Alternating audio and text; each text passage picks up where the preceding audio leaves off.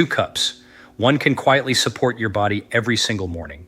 The other, when you drink it every day after 50, sits far heavier on the body than you might imagine. And here's the most troubling part. Most people your age reach for the very one that's harder on the body, sincerely believing they're doing something good for themselves. Both are made from the same thing, a handful of tiny brown clove buds. Both look almost identical, but inside an aging body, they behave like 2 completely different substances.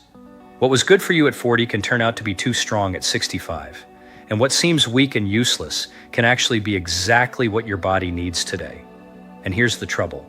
Almost no one explains this difference. People grab whatever is easier to brew or whatever they saw in some video, and year after year, they drink the wrong form for their age. Not because cloves are harming them, but because they chose wrong. Today, I'm going to lay it all out clearly. What each drink does in a body over 50, who should choose the tea and who should stick to the water. And right at the end, I'll tell you plainly which one turns out to be the better choice for someone your age. Before we compare the two, let's stop for a moment on the real hero of the story, the clove itself. Cloves are not seeds and not berries as many people think. They are the dried, unopened flower buds of an evergreen tree. Once cloves were considered one of the most valuable spices in the world, prized for centuries. What makes them so special is a compound called eugenol, the source of that distinctive warming, slightly fiery taste you recognize in toothpaste or in remedies for a toothache. Now, here's something most people never stop to think about. The very same clove gives you wildly different amounts of that compound depending on how you prepare it. And that single fact is what splits our 2 drinks apart. So, the real question becomes, what's the best way to deliver this benefit into an aging body?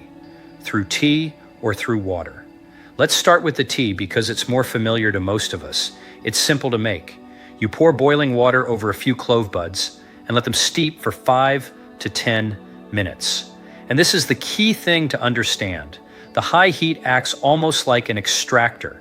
It quickly pulls the essential oils and active compounds out of the buds. So the tea comes out dark, strongly aromatic, and far more concentrated than a cold infusion. That sharp, warming taste you feel from the very first sip, that's the eugenol.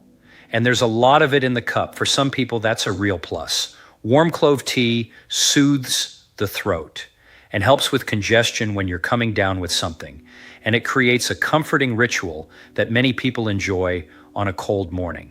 You hold the warm cup in your hands, take a slow sip, and the day begins a little calmer. But here's the part almost no one tells you. That very strength is also the tea's weak side after 50.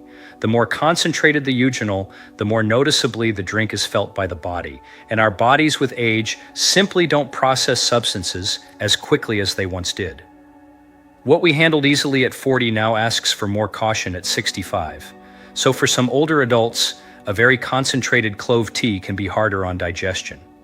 It may feel too sharp for a sensitive stomach and bring on heartburn or discomfort, especially on an empty stomach, and its warming, stimulating effect can interfere with sleep if you drink it late in the evening, which is, of course, exactly when many of us reach for something warm. So the tea is the option of strength and comfort, but one that's better used now and then every single day.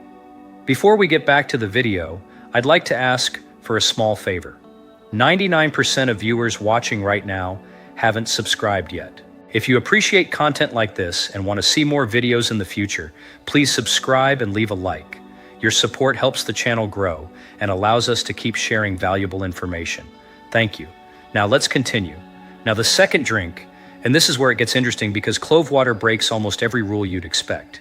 It's made without any fire at all.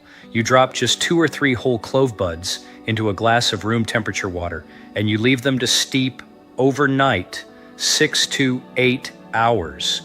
In the morning, you take the cloves out and drink the water, best of all, on an empty stomach. Now you'd think a drink made with no heat and only a couple of cloves would be too weak to matter. And here's the surprise. That's exactly the point. Without heat, the compounds come out of the bud slowly and gently. The water stays mild, the taste faint, the concentration low. What looks like a weakness is the whole secret. Because here's what changes everything. An aging body doesn't always want the strongest dose. It often does better with the gentlest one it can still benefit from. Clove water gives you the compound of the clove, but in a form so mild that most people find it comfortable to drink day after day. It's easy on the stomach, rarely causes heartburn, and many older people notice it gently supports digestion and leaves them feeling less bloated after meals. Think of it like watering a plant. You can dump a whole bucket on it at once, or you can pour a little at a time and let it soak in. The plant takes far more from the slow, steady pour. After 50, your body is much the same. Of course, mildness has its trade-off. If you want a quick, powerful warming hit, clove water won't give it to you. It works gradually, not intensely. Not a sprint, but a long, steady walk.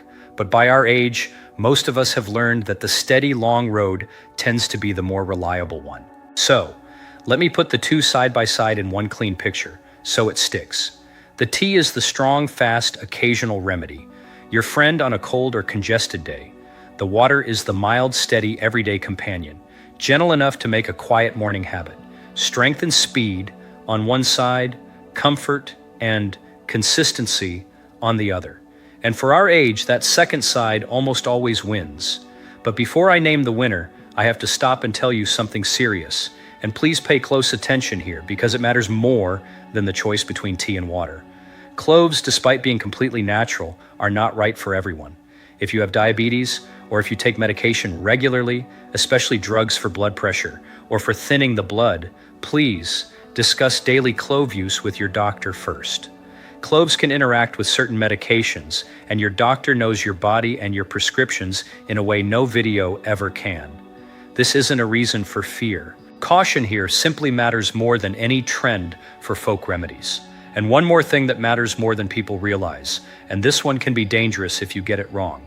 Clove essential oil is not the same thing as clove tea or clove water, not even close. The oil is enormously concentrated, and swallowing it can be genuinely dangerous, even in small amounts. Everything we're talking about today means only whole clove buds steeped in ordinary water, never the oil. Natural doesn't always mean safe for everyone. And the wisdom of age lies precisely in understanding that. So now the answer to the question that brought you here.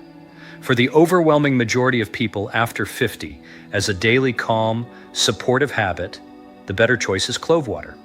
At our age, we don't gain from powerful one-time blows to the body. We gain from gentle, consistent habits the body can carry day after day without tiring. Clove water gives you the benefit of the clove in the form. An aging stomach handles with ease. Simple enough to fold into your morning like washing your face. But that doesn't leave the tea with no place. The tea is your helper for the special occasion.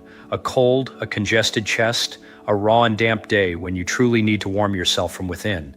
Just keep it a rare guest, not a permanent resident. So picture it this way.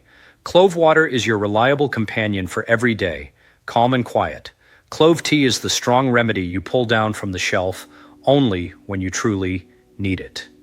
Each has its own job, and now you know how to tell them apart. Here's the simple routine.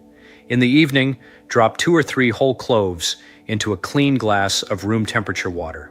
Cover it and leave it overnight, 6 to 8 hours. In the morning, take the cloves out, warm the water slightly if you prefer, add a thin slice of lemon if you like, and drink it slowly before breakfast. That's all. No rush, no big doses, 2 or 3 cloves, 1 glass, one calm morning after another. Try it for a couple of weeks and simply notice how your digestion and your overall lightness feel. Your body will tell you the rest. You know what the real wisdom of this little brown butt is? It isn't that it's strong.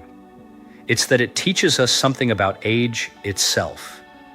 When we were young, we reached for everything strong, fast, and powerful. Sure, that more meant better, but the years taught us otherwise. What truly keeps us on our feet isn't the loud burst, but the quiet, faithful habit repeated day after day. Not a bucket of water all at once, but a calm watering. Caring for yourself after 50 isn't about heroics. It's about consistency, about the small, kind gestures toward your own body that you repeat every morning.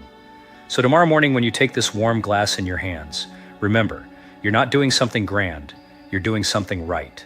And it's out of mornings just like these, quiet and faithful, that the years lived with dignity and health are made. Take care of yourself. If this conversation has been helpful to you, share it with someone you hold dear, someone over.